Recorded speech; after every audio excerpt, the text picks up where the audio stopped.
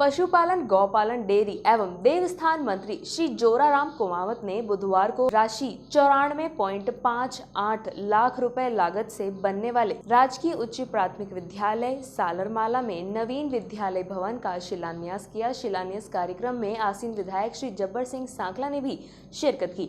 इस अवसर पर कैबिनेट मंत्री श्री जोराराम कुमावत ने आमजन को संबोधित करते हुए कहा कि विद्यालय भवन में 8 कक्ष, किचन शेड, शौचालय और पेयजल सुविधा का निर्माण होगा। उन्होंने कहा कि राज्य सरकार प्रदेश में भ्रष्टाचार के खिलाफ जीरो टॉलरेंस की नीति अपनाते हुए कार्य कर रही है।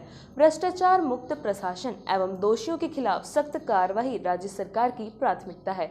इस अवसर पर सरपंच श्री रामनिवास कुमावत, श्री गोपाल चरण, आसीन नगर पालिका अध्यक्ष देवीलाल साहू, तहसीलदार भंवरलाल सेन एवं विभिन्न विभागों के जिला स्तरीय अधिकारी मौजूद रहे। इसके बाद मंत्री जी भीलवाड़ा शहर पहुंचे, जहां मांडल विधायक उदयलाल भड़ाना के साथ कई कार्यकर्ताओं ने स्वागत अभिनंदन किया तथा सर्किट हाउस में ही मंत्री जी द्वारा जन सुनवाई की गई।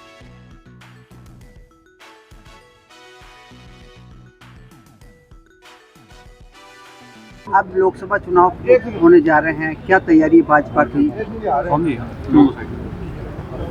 अभी लोकसभा चुनाव घोषित होने हैं और निश्चित रूप से लोकसभा चुनाव से पहले हमने तैयारियां चालू कर दी है। लोकसभा की मीटिंगें भी हो रही है, लोकसभा के संबंध में तैयारी भी हो रही है और जनता में और कार्यकर्ताओं में ज़बरदस्त जोश है।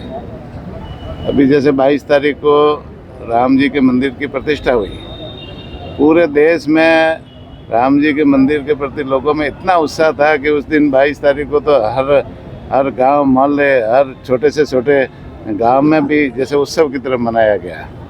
अभी मैं जैसे ये क्या नाम आसीन गांव में एक स्कूल में कार्यक्रम था, भवन का शिलान्यास और उद्घाटन दोनों था और वहाँ से होते हुए ये भीलवाड़ा पहुँचा हूँ।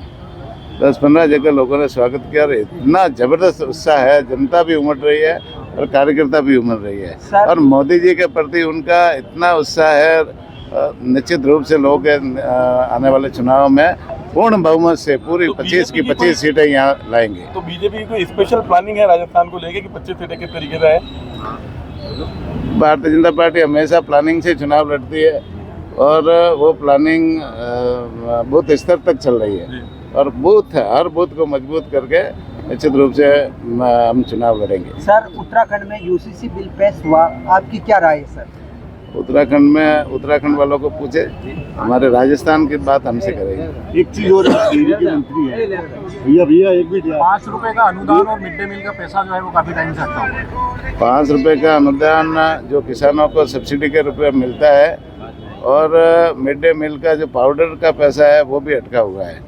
पिछली सरकार ने 6 महीने से इन लोगों का पेमेंट किया नहीं। किसान रोज दर भटक रहे हैं, डेयरी वाले भी बार बार प्रयास कर रहे हैं। ये मामला मेरे संज्ञान में अभी 15 दिन पहले आया है और इसकी फाइल हमने पुटअप कर दी है, फाइनेंस में गई हुई है और निश्चित रूप से आने वाले समय में उनका भुगतान किया जाएगा। आप डेयरी और पशुपालन का आपके पास प्रभाव आया सर।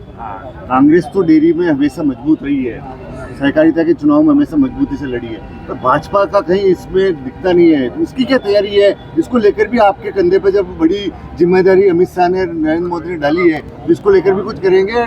गोलमोल ही रहेगा मामला? कांग्रेस हमेशा भ्रष्टाचार में मजबूत रही है और डेयरी में जितना भ्रष्टाचार उन्होंने इस 5 सालों में किया उतना मेरे ख्याल से कभी भी नहीं हुआ। निश्चित रूप से ये जो भ्रष्टाचार फैला हुआ है, इस भ्रष्टाचार को हम सबसे पहले ख़त्म करेंगे और डेयरी को साफ सुथरी करेंगे और चुनाव में तो निश्चित रूप से भाजपा भी इसमें चुनाव लड़ेगी तो निश्चित रूप से हम अच्छा काम कर रहे थे तो जनता हमें आशीर्वाद देगी। आपने बहुत बड़ा आरोप लगा दिया, प्रभारी आप मंत्री है, डेयरी के भ्रष्टाचार हुआ है, तो भ्रष्टाचार की कोई जाँच कराने वाले है क्या राजस्थान में? हमारे पास जो प्रकरण आ रहे हैं निश्चित रूप से हम उनकी जाँच करवाएंगे और करवा करके उनके विरुद्ध कार्रवाई भी करेंगे। अच्छा, कल जो बजट आने वाला है उसको लेके क्या देखते हैं? ये पूरक बजट है, उसमें तो 3 महीने का जो खर्चा है उसका लेखा जोखा पेश होगा, उसमें कोई ऐसी घोषणाएं होती नहीं। पूरक बजट है वो व्यवस्था चलाने के लिए। नंदी गौशालाओं को लेकर कोई विचार?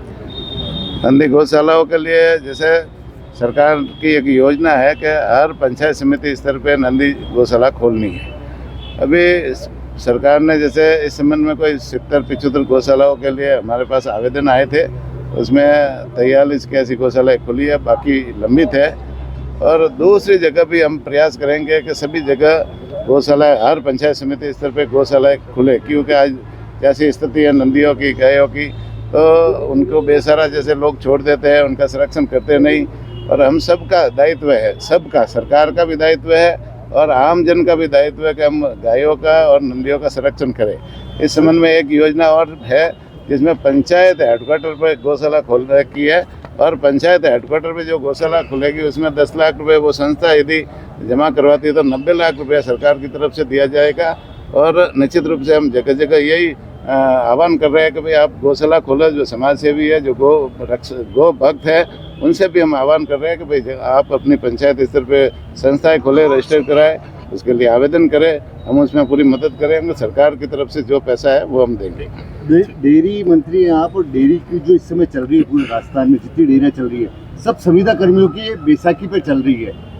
तो उन संविदा कर्मियों की वजह से कुछ जिस तरह के आरोप लग रहे हैं बराबर, तो उन संविदा कर्मियों की जगह स्थायी कर्मचारी लगाने की कोई योजना है क्या सरकार की? अभी हमारे पास में इस संबंध में एनालिसिस कराएंगे भाई कितने संविदा कर्मी लगे हुए हैं, कितने पद रिक्त है, और वो पूरा एनालिसिस करा करके जहाँ आवश्यकता होगी, आवश्यकता के अनुसार हम पद भरेंगे।